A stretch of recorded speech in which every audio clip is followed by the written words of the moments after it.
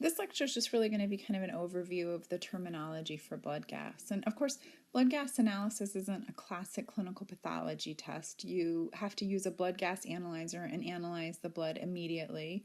And these analyzers are typically used by criticalists, people that see emergency patients, perhaps those in respiratory distress, and even anesthesiologists. The samples are heparinized and they can't be exposed to air, and you need to process them right away.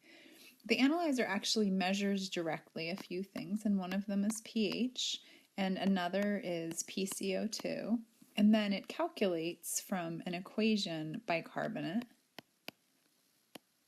And you can also have measurements of PO2, with the exception that PO2 needs to be run on arterial blood. So you actually need an arterial blood sample to be able to get a valid PO2 reading. So I'm sure you all know that pH is dependent on hydrogen ion concentration.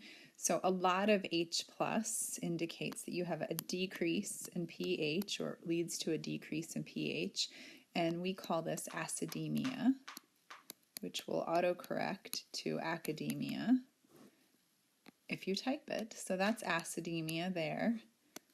And we use the phrase emia because that means in the blood. So of course, if you have a decreased amount of H+, that's going to result in an increase in pH, and so that is alkalemia.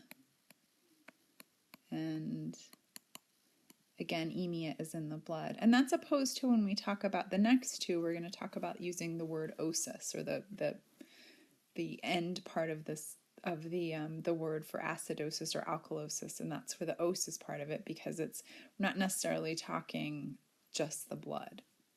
All right, so since PCO2 is actually a respiratory acid, so this is a respiratory acid here. So if your PCO2 is increased, that is called a respiratory acidosis, because acid is increased. And if you have a decreased PCO2, that is called a respiratory alkalosis.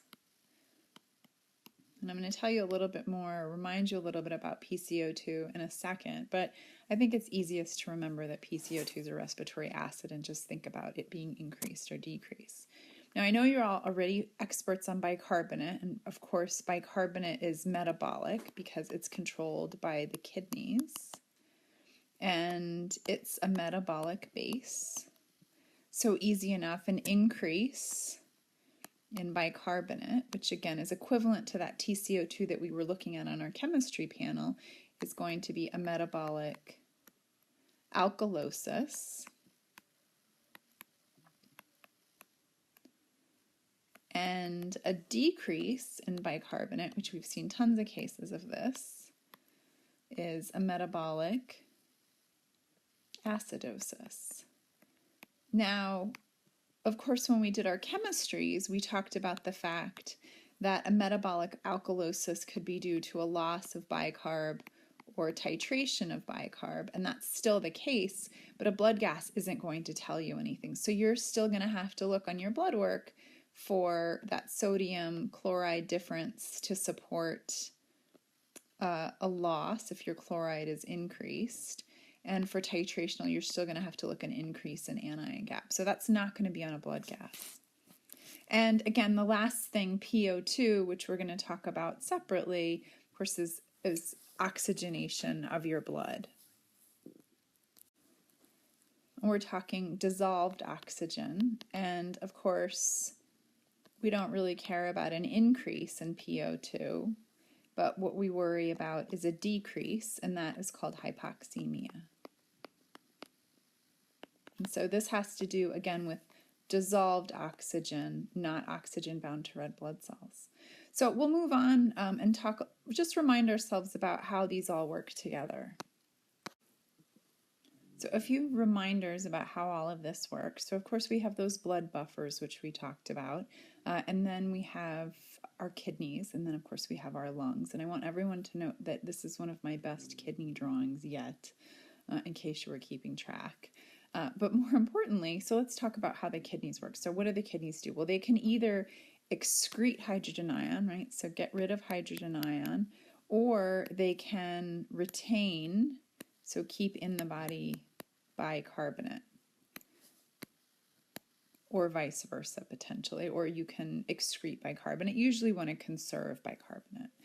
The lungs will exhale, we'll just call it PCO2, and of course they inhale oxygen, and we'll talk about that gas change in a second. So those are just some basics, which I'm sure we're all aware of. And this metabolic side of things, that buffer, of course, buffers our acids, and that is one way that we, of course, then get rid of acid. But we can also exhale our CO2. And so that is how this works via this equation. And I'm never going to ask you anything about this equation, but that's how this relationship is. So thinking about how this might work, right? So if you're acidotic, you could exhale more PCO2. So you just breathe off more PCO2. Or if you want to retain acid, you could stop breathing as much, so hypoventilate to conserve some PCO2. Alternatively, again, with the kidneys, you could excrete hydrogen ion, or you could then conserve bicarbonate. Kind of one last thing to consider is, of course, you have bronchi, these main stem bronchi becoming bronchioles, and eventually you have your little terminal bronchioles and then alveoli, and of course alveoli is where gas exchange happens. So let's say this is our alveolus here, and we have a blood vessel. So the important thing to remember, that's actually a terrible blood vessel, let's try and get a better blood vessel. The important thing to remember, of course, is that oxygen must leave the alveolus and get into the blood. And that is not nearly as rapid as CO2. So CO2 rapidly diffuses, and it's 20 times more diffusible than oxygen actually getting in. So that's important when we think about the fact that animals, their oxygen can decrease, but their CO2 may not increase as long as they're ventilating. And we will talk about that in just a little bit.